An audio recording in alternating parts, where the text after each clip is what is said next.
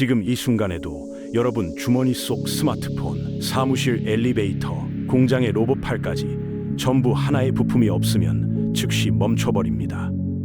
반도체요. 그런데 이 반도체 시장에 지금 소리 없이 거대한 지각 변동이 일어나고 있거든요. 수십 년간 굳건했던 기술의 법칙이 흔들리고 칩 하나 만드는 데 드는 비용은 천문학적으로 치솟고 있습니다. 여기에 AI라는 괴물 같은 변수까지 등장했죠. 이 판이 어디로 흘러가는지 모르면 투자든 커리어든 방향을 완전히 잘못 잡을 수 있습니다. 오늘 이 흐름의 핵심을 전부 짚어드리겠습니다. 반도체 시장이 앞으로도 계속 성장할 거라는 말, 솔직히 너무 많이 들어서 귀에 딱지가 앉았을 겁니다. 그런데 이게 그냥 막연한 낙관론이 아니거든요. 실제로 지난 30년간 반도체 시장의 매출 그래프를 쭉 펼쳐보면 놀랍게도 단 한 번도 장기적인 하락 추세를 보인 적이 없습니다. 꾸준히 우상향만 했어요. 그런데 여기서 함정이 하나 있죠. 이 그래프를 돋보기로 들여다보듯 2, 3년 단위로 잘라보면 이야기가 완전히 달라집니다. 어떤 해에는 반도체 가격이 폭등하면서 관련 주식이 하늘을 뚫고 또 어떤 해에는 바닥을 모르고 추락하거든요. 뉴스에서 말하는 슈퍼사이클이니 다운털이니 하는 표현들, 바로 이 출렁임을 가리키는 겁니다. 실제로 2021년에 반도체 품귀 현상으로 자동차 공장이 멈춰 섰던 거 기억하시죠? 그때 너도 나도 반도체 투자를 외쳤는데 불과 1년 뒤인 2022년 하반기엔 메모리 가격이 곤두박질치면서 분위기가 싸늘하게 얼어붙었습니다. 이렇게 단기적으로는 롤러코스터를 타지만 카메라를 멀리 뺏어보면 결국 한 방향 위로만 향하고 있다는 겁니다. 이 두 가지 시선을 동시에 가져야 시장을 제대로 읽을 수 있습니다. 그러면 도대체 왜 반도체 시장은 이렇게 주기적으로 출렁이는 걸까요? 이걸 이해하려면 반도체 공장의 구조부터 알아야 합니다. 반도체를 만들려면 머리카락 한 올의 먼지도 허용하지 않는 거대한 클린룸이 필요한데 이걸 동네 편의점 짓듯이 조금씩 쪼개서 지을 수가 없어요. 한번 지을 때 수조 원을 들여서 확 크게 지어야 투자 효율이 나오는 구조거든요. 문제는 여기서 시작됩니다. 시장에서 칩이 모자라다는 비명이 터지면 기업들이 일제히 공장 증설에 나서는데 이게 완공되는 시점은 보통 2, 3년 뒤잖아요. 그 사이에 수요가 살아있으면 대박이 나는 겁니다. 공급은 딱 맞춰 터지고 가격은 치솟고 이게 바로 뉴스에서 말하는 호황기죠. 그런데 반대의 경우도 똑같은 논리로 벌어집니다. 새 클린룸이 가동되면서 물량이 쏟아졌는데 정작 소비자들이 지갑을 닫아버리면 시장엔 재고가 산더미처럼 쌓이고 가격이 추락하는 거예요. 특히 메모리 반도체는 삼성이 만들든 SK 하이닉스가 만들든 규격이 똑같은 범용 상품이라서 공급량이 조금만 흔들려도 가격이 요동칩니다. 이 구조를 알면 사이클이 왜 반복되는지 명쾌하게 보이기 시작하죠. 여기서 한 가지 짚고 넘어가야 할 게 있습니다. 반도체가 중요하다는 건 알겠는데 그럼 언젠가 다른 뭔가로 대체되는 거 아니냐는 의문이요. 이걸 설명하려면 석유를 한번 떠올려 보면 됩니다. 석유도 현대 문명을 굴리는 핵심 자원이잖아요. 자동차도 굴리고 비행기도 띄우고 플라스틱도 만들죠. 그런데 석유 자체가 매년 업그레이드 되지는 않거든요. 올해 뽑아낸 원유가 작년 원유보다 2배 좋아지는 일은 절대 없습니다. 반도체는 이게 근본적으로 다릅니다. 해마다 더 작아지고 더 빨라지고 더 많은 기능을 집어넣을 수 있게 진화하거든요. 이 끊임없는 자기 혁신이 시장을 계속 밀어올리는 엔진인 셈이죠. 그러면 양자 컴퓨터가 나오면 기존 반도체는 쓸모 없어지는 거 아니냐고 물을 수 있는데 현실은 정반대입니다. 양자 컴퓨팅이 작동하려면 그 밑단을 받쳐주는 기존 반도체가 반드시 필요하거든요. 두 기술은 경쟁이 아니라 공존의 관계인 겁니다. 현재 과학계와 산업계를 통틀어 반도체를 완전히 드러내고 다른 무언가로 바꿔치기 할 수 있는 기술적 실마리는 단 하나도 등장하지 않았습니다.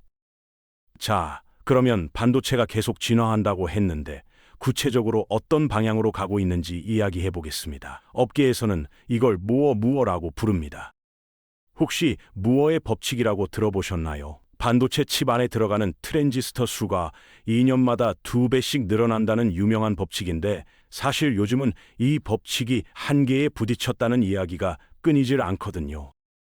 그런데 재밌는 건 한계라는 말이 나온 게 어제 오늘 일이 아니라는 겁니다. 10년 전에도 5년 전에도 똑같은 말이 나왔는데 기업들은 매번 그 벽을 뚫어왔어요. 실제로 메모리 반도체인 D램 쪽을 보면 1B, 1C, 1D 나노급으로 공정을 계속 깎아 내려가고 있습니다. 문제는 이 과정이 결코 순탄하지 않다는 거예요.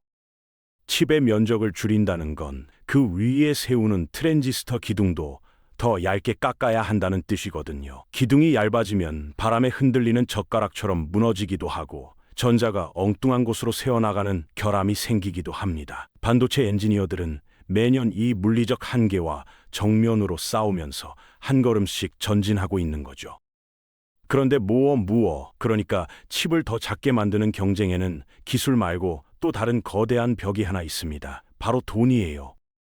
과거에는 반도체 하나 만드는데 공정이 500단계면 충분했거든요. 그런데 지금은 600단계를 넘기고 거기에 EUV라는 대당 수천억 원짜리 노광 장비까지 들여와야 합니다.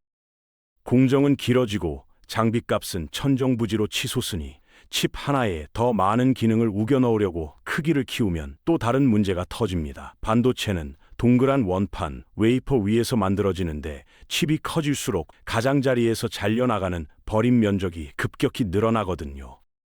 쉽게 말해서 피자 반죽 위에 큰 쿠키틀을 찍으면 남는 자투리가 많아지는 것과 똑같은 원리입니다. 투자 대비 수익이 곤두박질 치는 거죠. 그래서 업계가 찾아낸 해법이 기발합니다. 거대한 칩 하나를 만드는 대신 작은 칩 여러 개를 따로 만든 다음에 레고 블록처럼 조립해서 하나의 반도체로 완성하는 방식이에요. 이게 바로 요즘 업계 최대 화두인 어드밴스드 패키징입니다. 성능은 거대한 단일 칩과 거의 비슷하면서 제조 원가는 확 낮출 수 있으니까 앞으로 반도체 산업의 판도를 바꿀 핵심 기술로 주목받고 있는 겁니다.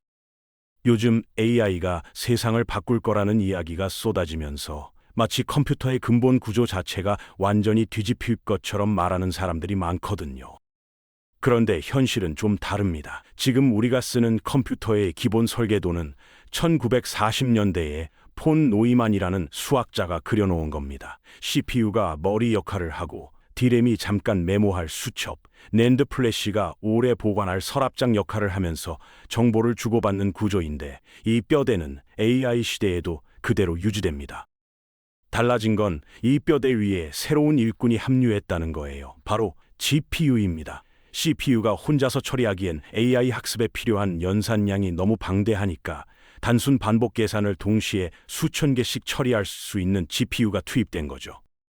여기서 한 발 더 나갑니다. AI가 학습을 마치고 실제로 판단을 내리는 추론 단계에서는 GPU보다 NPU라는 전용 칩이 더 효율적일 수 있거든요. 이렇게 칩마다 역할이 쪼개지면 서로 데이터를 주고받는 속도가 병목이 되는데 이 틈을 메워주는 게 바로 HBM, 고대 역폭 메모리입니다. 결국 AI 시대의 컴퓨팅은 혁명이 아니라 기존 구조 위에 전문가들을 한 명씩 추가하는 진화인 셈이죠.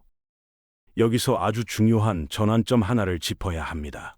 불과 몇 년 전까지만 해도 반도체 경쟁의 핵심은 딱 하나였거든요. 누가 더 빠른 칩을 만드느냐, 오직 성능이었습니다.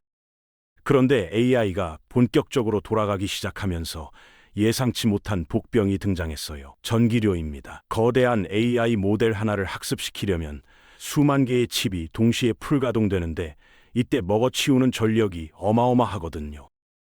그것만으로 끝이 아닙니다. 칩이 열을 뿜어내니까 데이터 센터를 시키는 냉각 시스템에도 거의 맞먹는 전력이 또 들어갑니다. 실제로 글로벌 빅테크 기업들이 AI 데이터 센터를 돌리면서 한 해에 쏟아붓는 전력비가 웬만한 중소도시 전체의 전기 사용량을 넘어서고 있다는 분석도 나오고 있어요. 이쯤 되니까 업계의 화두가 완전히 바뀌었습니다. 단순히 빠른 칩이 아니라 적은 전력으로 최대 성능을 뽑아내는 칩을 만드는 게 진짜 승부처가 된 거죠. 이걸 업계에서는 전성비라고 부릅니다. 성능 대비 전력 효율, 이 한 단어가 지금 반도체 설계의 모든 방향을 결정짓고 있다고 해도 과언이 아닙니다.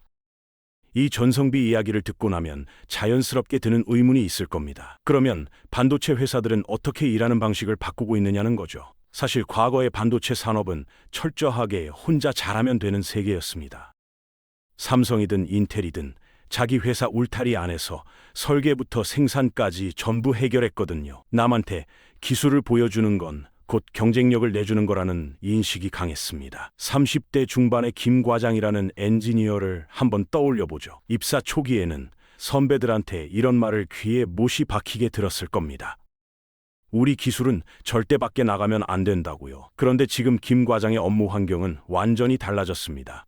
앞서 말한 어드밴스드 패키징이나 칩넷 기술이 상용화되면서 여러 회사가 각자 만든 작은 칩을 하나로 조립해야 하는 시대가 열린 거예요.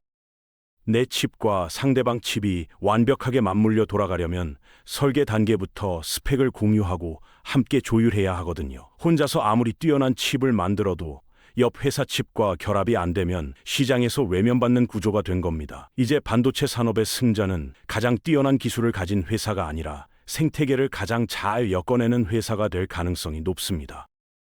자, 그러면 이 협업 생태계 위에서 앞으로 가장 뜨거운 기술 경쟁이 벌어질 영역은 어디일까요? 답은 속도입니다. 정확히 말하면 데이터가 이동하는 과정에서 생기는 지연 시간을 극한까지 줄이는 로우 레이턴시 기술이에요. 아무리 칩 자체의 연산 능력이 뛰어나도 칩과 칩 사이에서 데이터가 오가는데 시간이 걸리면 전체 시스템은 그 느린 구간에 발목이 잡히거든요. 이걸 해결하기 위해 지금 업계에서 진지하게 논의되는 기술이 실리콘 포토닉스입니다. 전기 신호 대신 빛으로 데이터를 쏘는 건데 빛은 전기보다 훨씬 빠르고 열도 적게 발생하니까 속도와 전성비를 동시에 잡을 수 있는 거죠. 여기에 전력 관리 쪽에서도 혁신이 이어지고 있습니다. 실리콘 카바이드처럼 고온에서도 버틸 수 있는 소재를 활용한 전력 반도체나 에너지 손실을 최소화하는 전력 관리 칩 연구가 쉴 새 없이 쏟아지고 있어요. 이 모든 기술이 왜 중요하냐면 전 세계에 흩어져 있는 데이터 센터들이 마치 한 건물 안에 있는 것처럼 실시간으로 연결되어야 AI가 제 성능을 발휘할 수 있기 때문입니다. 결국 하드웨어가 빨라지면 그 위에 AI도 똑똑해지고 AI가 똑똑해지면 더 좋은 하드웨어를 설계하는 선순환이 만들어지는 겁니다. 그런데 AI가 반도체 위에서 돌아가기만 하는 게 아닙니다. 이제는 반도체를 만드는 공장 안에서도 AI가 핵심 역할을 하고 있거든요. 반도체 공장, 업계에서 팹이라고 부르는 이곳의 내부는 상상 이상으로 복잡합니다. 하나의 칩이 완성되려면 600개가 넘는 장비를 거쳐야 하고 고객마다 주문하는 제품도 수량도 제각각이에요. 이걸 사람 머리로 최적의 순서와 일정을 짠다는 건 사실상 불가능합니다. 과거에는 숙련된 엔지니어의 경험과 감에 의존했는데 제품 종류가 폭발적으로 늘어나면서 그 방식이 한계에 부딪힌 거죠. 그래서 지금은 AI가 과거 수년치 공정 데이터를 학습해서 새 장비를 투입했을 때 수율이 어떻게 변할지 미리 예측하고 수백 개 장비의 가동 스케줄까지 실시간으로 최적화하고 있습니다. 쉽게 말해 공장 전체를 하나의 거대한 두뇌가 통제하는 셈이에요. 가장 많은 양품을 가장 빠르게 찍어내는 공장이 결국 시장에서 이기는 건데 이 싸움의 무기가 이제는 AI인 겁니다. 그래서 앞으로 반도체 업계가 원하는 인재상도 달라지고 있어요. 공정 하나만 깊이 파는 전문가가 아니라 AI 시스템을 도구처럼 자유자재로 활용하면서 전체 흐름을 읽을 줄 아는 사람이 필요한 시대가 된 겁니다. 지금까지 이야기한 모든 흐름을 관통하는 한 가지가 있습니다. 반도체는 처음부터 전 세계가 무대인 산업이라는 거예요. 내가 만든 칩 하나가 곧바로 글로벌 시장에서 수십억 개로 찍혀나가고 그 혁신이 다른 산업 전체를 끌어올립니다. 어제보다 오늘 더 나은 무언가를 창조했다는 사실에 가슴이 뛰는 사람이라면 이 산업만큼 그 열정에 보답하는 분야도 드뭅니다. 이 거대한 생태계에 뛰어들 여러분이 대한민국 기술 혁신의 핵심 주역이 될 것임을 진심으로 응원합니다.